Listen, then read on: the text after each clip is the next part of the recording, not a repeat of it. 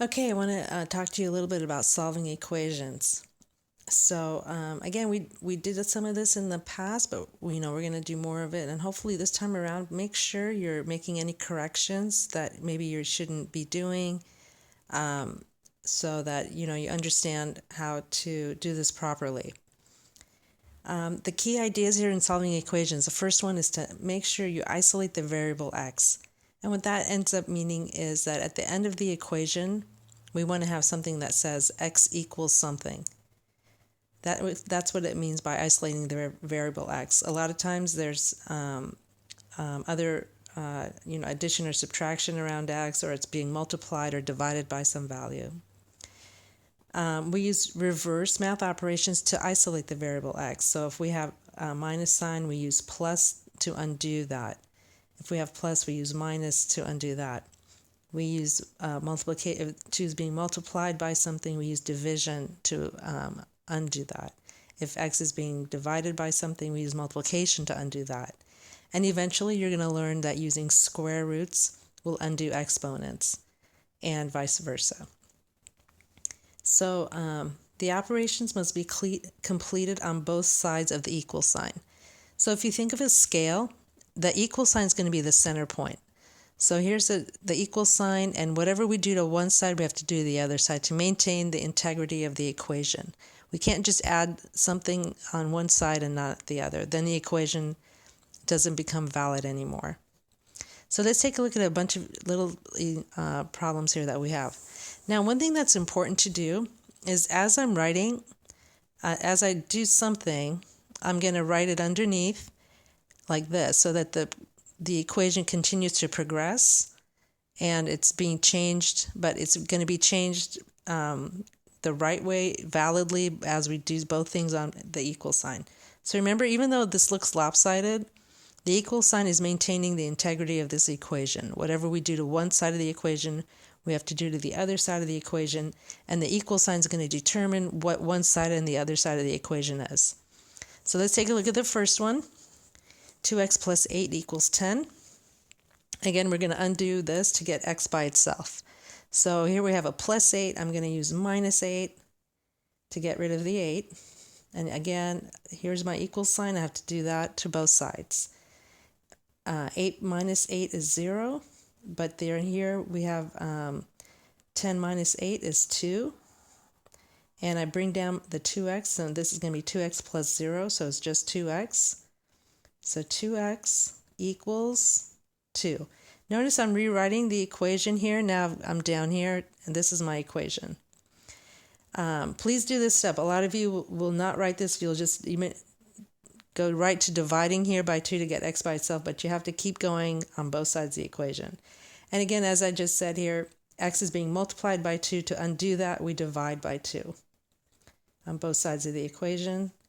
And this becomes 2 over 2 is 1. 1 times x is x. Here's where I isolated my variable. X equals 2 over 2 is 1. One thing you can do, you can always check if your answer is right here. If x equals 1, I put the value of 1 right here. So 2 times 1 is 2. 2 times 1, that's the value of x, is 2. And here I'm multiplying. 2 times 1 is 2. 2 plus 8 is 10. Now moving on here, here's another equation. 3x minus 7 is 20. I have a minus 7 here. I want to do plus 7 on both sides of the equation. So again, negative 7 plus 7 is 0. So I bring down the 3x here. That's all that's left on this side of the equation. And on this is 20 plus 7 is 27. Now I go to isolate the variable again. It's being multiplied by 3. I divide by 3 on both sides of the equation. 3 over 3 is 1. 1 times x is just x equals 27 divided by 3 is 9. And again, if I put the 9 in here, 3 times 9 is 27. 27 minus 7 is 20. That's how you check your answer. Moving forward here, I have 5x plus 6 equals negative 14. Again, plus 6 here, I go minus 6, minus 6. And this is going to be 0, so I bring down the 5x. And in this equation, I have negative 14 minus 6. So if I write it like this is negative, this is negative. So I add them, so that's going to be 20 and negative 20. Now, some of you are not putting in like a +7 or -6, or, you're just putting in 6 here, 6 there. It's really helpful to add the sign that you're doing. So sometimes you're adding 6, sometimes you're subtracting 6. And it really gets confusing if you don't have any signs here. I don't know what I'm doing here. It looks like I'm adding 6 here. Or if I take this out. And it's not always the case. So you remember, you're always going to, if you put in the signs here, it really makes it more clear. Okay, now here again, I'm multiplying x by 5. I want to divide both sides by 5.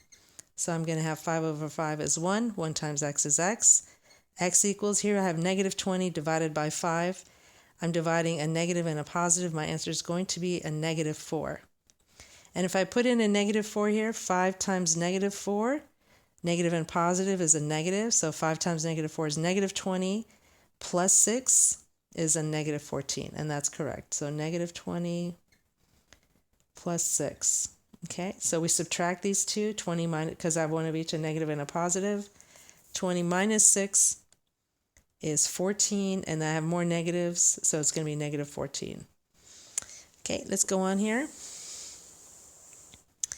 -4x minus 10 equals 14. I first undo this. I do add 10 to both sides. -10 plus 10 is 0, and I bring down the -4x equals 14 plus 10 is 24. Divide both sides by -4 here, because I want to get rid of this -4 completely. If I just did 4, I'd end up with a -1x or a -x, and I don't want that. So whatever the coefficient of x here, you have to do the same exact division of that number. -4 divided by -4 is going to be just 1. I'm dividing two negatives, so it's going to be a positive. 1 times x is x. And here, 24 divided by -4 is going to be -6. And if I check that answer, I'm going to have here -4 times -6 is going to be a positive 24. 24 minus 10 is 14. And here, if you notice this one, the 6x is over here. So before I do here, some of you are tempted to do here minus or plus 6, plus 6. I don't want to do that. I need to get rid of this 2 here. It's a positive 2. So I'm going to subtract 2 from both sides. Okay, so leave the x, don't deal with the x yet. We want to get rid of the number just like we did in all the other equations. And again, this is a positive 2. I want to subtract 2 to both sides. 2 minus 2 here is 0. The negative sign goes with this, variable here. Remember, I'm subtracting 6x. The sign belongs to the number on the right. The sign on the left belongs to that number. So this is 0. On this side, I'm going to have -6x equals 42. 4 minus 2 is going to be 42. Then I divide both sides by, again, -6. And I'll get x equals, and this is going to be a -7. A positive and a negative, I'm dividing, so I get a negative. And if I put in -7 here for x, I'm going to have -6 times -7 is going to be a positive 42. So 2 plus 42 is 44. And then the final example I have here, again, the x is over here. I'm not going to deal with that yet. I'm going to deal with this first. So I'm going to say +7 on both sides. And then -7 plus 7 is 0. Here it's a positive 10x, so I'm just going to write it as 10x equals 70. Divide both sides by 10. So x equals 7. And if I come up here, -7 plus 10 times 7 is 70. -7, I'll write that here, plus 70 equals 63. Let's check that out. I have a negative here and a positive here. So I subtract these two. 70 minus 7 is going to be 63. And I have more positives here than negatives. So it'll be a positive 63. So that's correct. Okay, I'm going to be doing more of these. Just keep practicing.